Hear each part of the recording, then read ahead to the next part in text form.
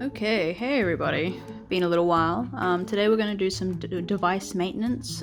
This is a pendulum version 4. So I just got this in today. I know there's a bit of corrosion on the contacts. I wasn't expecting it to be this bad, but let's do some maintenance. And I'll show you guys just some basic maintenance on this one. So before I show you these terrible contacts, something on the screen, that little black speck, that's just something under the screen. I'm not going to go as far as the screen. Taking a pendulum out of these things is a pain, and I don't feel confident in doing that. Anyway, so there's that. Let's try not to lose that. Now look at those contacts. Aren't they like grotty? If you guys are just doing basic contact maintenance, this is as far as you need to go. I'm going to have a clean of the pendulum because why not? We're already here. I might as well clean it all out. Will this screwdriver work on this? Let's hope.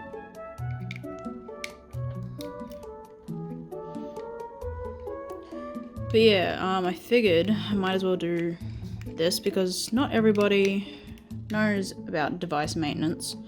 Especially with the older stuff. The older stuff is like, you get it, you're probably gonna have to do something to it. Most of the time it'll work. So I wasn't expecting the corrosion to be this bad because the device was turned on in the photo, but obviously they didn't show the contacts. So I'm a little bit disappointed because I spent a little bit of money on this. So you gotta be a little bit careful because there's always a wire. Just gonna take this out. There's the keychain. How am I gonna go? Okay, that wire is not going to give me much leeway. You can see there. I'm just going to take these screws out so I don't lose them. Let's try to not lose my screws.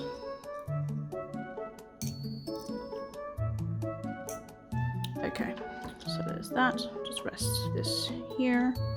If that wire comes undone, I'm going to have to solder it, and I don't have the tools to do that. Okay. Cool, good to know. Alright, so what you're gonna need is some Q-tips. I use these ones for Gundam stuff, so I just have these ones on hand. Any will do. I've got some isopropyl alcohol, just from the hardware store, and if we need it, we have some vinegar to help clean the contacts. So let's rip one of these open. I know it's super inefficient to have them all individually wrapped, but that's just the way they came, and I needed this pointed tip that is not focusing. Okay, so you want to take your time with this. You don't want to rush it. I'm going to give a go with some isopropyl alcohol.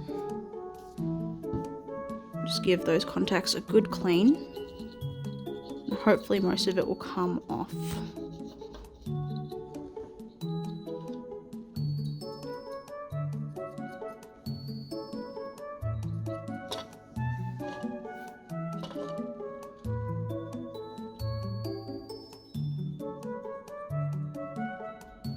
Gotten quite corroded.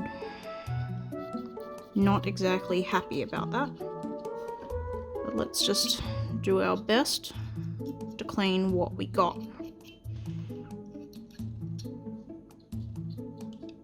It's like, honestly, if I had known that these contacts were this worn, I might not have spent the money I did on this. So I won this one on bid.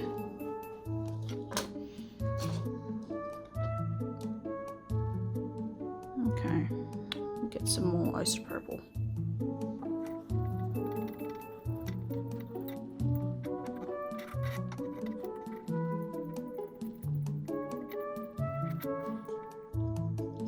Okay, so here is the pendulum mechanism. This wire you really don't want to go flying out, so be careful. But I'm just going to give it a bit of a clean in here with the isopropyl, and hopefully it's all good when that works, because my last one had a few issues with the pendulum, and shout out to the Digimon Discord community. They were a great help. I'm pretty sure Flip helped me out with that one, and a few others as well were there as well. So shout out to Digimon Discord community. They always help. I'm grateful for their troubleshooting that they help me with. Alright. Let's see. These contacts. So it's a bit better now. I'm just going to once over them with some vinegar.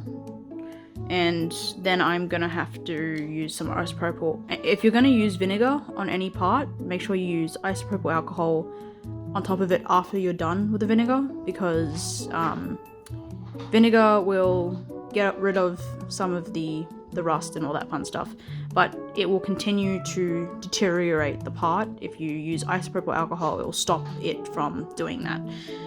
Words are hard. I hope you guys understand what I'm trying to say. And obviously use a different Q-tip for the, ooh, that is dirty. Use a different Q-tip for the vinegar from, you know, don't use the same one for the isopropyl.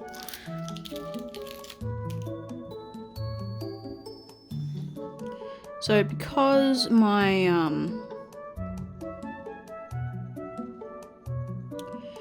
words are hard. Because my pendulum hasn't been tested yet, I'm not going to use any vinegar on that because I don't want to get any vinegar in there.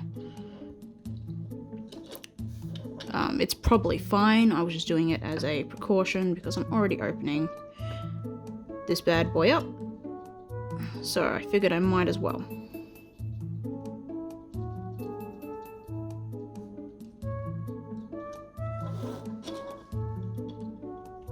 So I don't know if this is going to get any better than it currently is.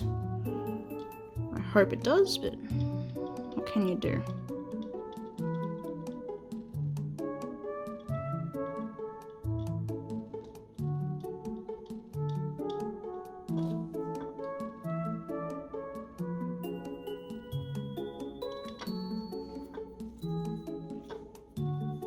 This should hopefully help it from getting any worse, because let's avoid that. I don't want it to get any more worse because I spent a lot of money on this thing. This thing cost me like $100. 100 AUD. So did come with its full box, which was nice. Okay, using some isopropyl again to neutralize the effects of that vinegar so it doesn't keep deteriorating my connections.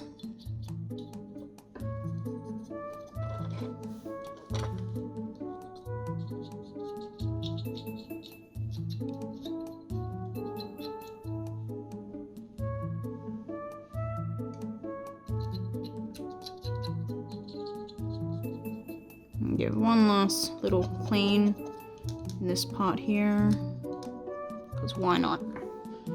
Okay. And let's just put this guy back together.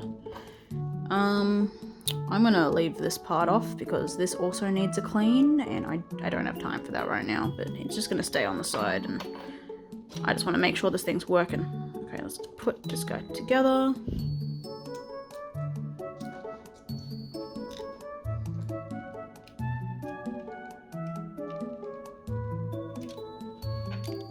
So this is a prime example of a device that obviously the batteries never came out of it. And, oh, that's the wrong one. It's not the right screw. This one. So the batteries never came out of it until the guy wanted to sell it. Because I wasn't expecting a device that came in a box to have this much of corrosion on the contacts, honestly. It's like you would think, if you had something new in box like this, you would be a collector, but I guess not. I guess it was just someone trying to sell them. Or maybe they did collect and they just left batteries in it and didn't care because they were selling it. Either way. So hopefully this does the trick.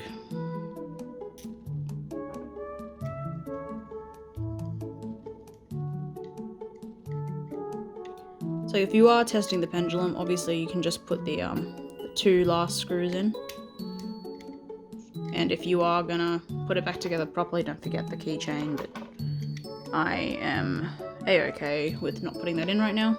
And let's test this bad boy out. Now if he doesn't turn on, we all panic, okay? Ooh, signs of life. Okay, let's put a screw in.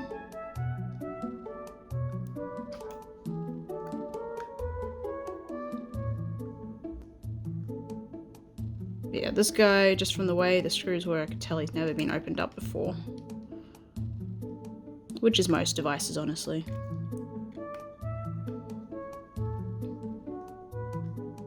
Okay. Ooh, that screen's light. Okay, that's weird. Let's just test it. Could be the batteries. 1 second. There is a way to...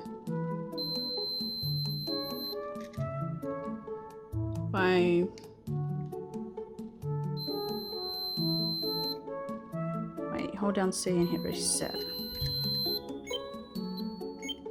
Is it C?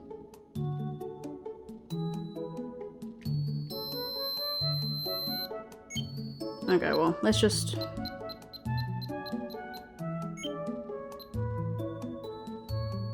Well, it's hatching, but the screen is a bit weird. Anyway, that's basic device maintenance. I obviously have some other issues I have to work out with this thing, but yeah, let's call it for there. But that is how you do clean the battery contacts and the pendulum. But now I've got to work out everything else. Alright, thanks for watching, guys.